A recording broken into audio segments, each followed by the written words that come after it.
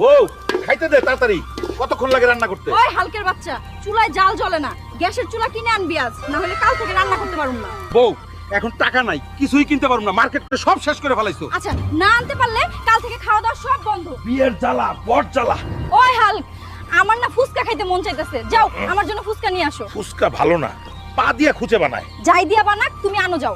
ওই মন্টু কাকা, তোমার পা দিয়া বানানো ফুচকা খাইবো আমার বউ, দেও তো 2 প্লেট পার্সেল কইরা। হাই রে আমার বউ, খাওয়ার আর জিনিস পাইল না, এই পচা জিনিস খাইবো। ওয়াক্তু শেষ আমার জীবনটা, শেষ বিয়ে কইরা দাদির কথা না শুনে।